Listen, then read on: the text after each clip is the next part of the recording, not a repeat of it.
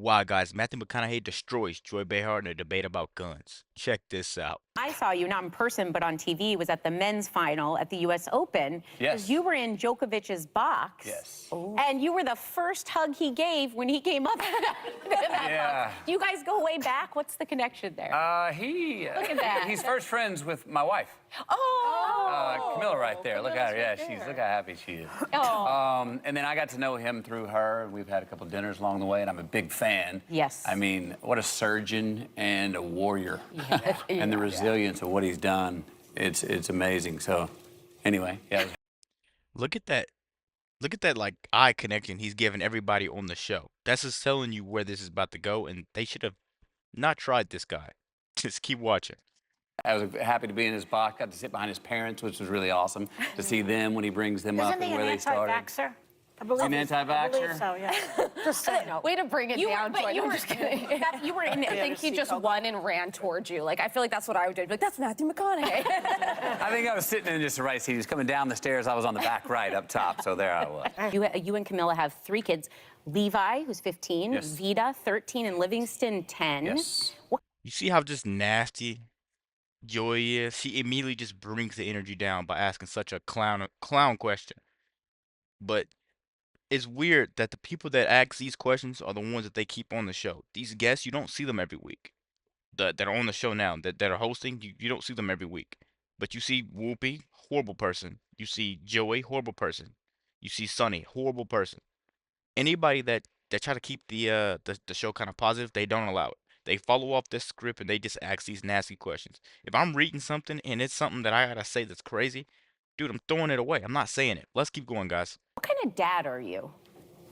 That's a probably loaded Kind of question. dad. I'm a good dad. We got 20 minutes for this answer. I'm working on it. Look, being a dad was the only thing that I ever knew I wanted to be.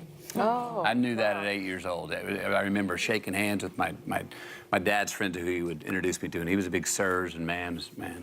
And I noticed that everyone I would say yes, sir, to over the years when I was 8, it's like, oh, the one thing that's common is they're all fathers. Maybe that's why I'm calling them sir. And I was like, that's my aspiration.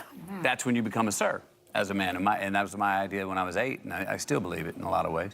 So, look, as y'all know, those of you who have children, you find out that DNA means a lot more than you thought it did after you have a kid. They come out who they are. Are they like you? In a lot of ways. Yeah. And but they're all very particular and different as well.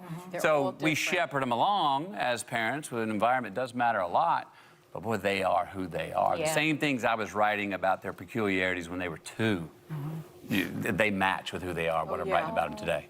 I want to applaud you for being so outspoken against violence and gun violence in particular. And you're Texan, and you spoke so passionately at the White House last year in the wake of that shooting at Robb Elementary in your hometown of That's why we're Uvalde. wearing these little pins, Yeah, right? yeah. Your For wife Uvalde. held up one of the victims' Yeah. green Converse. Her name was Maite Rodriguez. Her mother, Anna Rodriguez, sent these to us. Yeah. And to learn more about it, you can check our website later. But I remember that you and your wife were very involved there. And now you have launched the Green Lights Grant Initiative to help make schools safer. Yes. Please tell us about that. Thank you for the opportunity to. So what we found out after what happened at Robb Elementary and many other schools, the first bill was passed in 30 years to help make schools safer, Bipartisan Safer Communities Act, billions of dollars to safen schools. What I find out months after the bill's been passed is that very few applications are going in from the school districts. And for those that are applying, very few are getting granted and awarded. So the money's still there. And we're like, wait, where's the gap? Well, we found out that these superintendents that have to fill out these grants to the government. A lot of them are driving the school bus and they're the PE teacher, and this grant process is 50 pages and it's intimidating. Wow. And I don't know about y'all, but I have trouble making it through filling a custom card out without having to scratch stuff out. It is intimidating, so they don't have the expertise at the time. The government wants these grants to be filed. They want to spend the money. It's use it or lose it money. And if we don't spend that money that the government has by 2026, it could be reallocated. In 2021, you considered to run for governor of the state of Texas. Do you think political office is in your future? Can you see that? If it's where I would deem myself to be most useful, Yeah. yes. Do you think you Part of could my get time. elected in Texas being anti-gun? Do I think I could get elected in Texas being anti-gun? One thing about if me in politics is to give you a direct statement right there is Yeah. me playing a game that I'm not interested in playing. Okay. To give you a direct statement Don't right do there. it. We need responsible gun ownership. Responsible gun ownership. We need background checks. We need to raise the minimum age to purchase an AR-15 rifle to 21. We need a waiting period for those rifles. We need red flag laws and consequences for those who abuse them. These are reasonable, practical, tactical regulations to our nation, states, communities, schools, and homes. Wow, guys, that was just so much to talk about in this video. First, he said real men, they'd raise their children. And that's where you can kind of get surf from. But what I like to think, a real man is judged by how many people is counting on him and how long he leaves those people counting on him for. Let me know what you guys think about that. That's just something I heard once. What do you guys think will work better for the gun laws?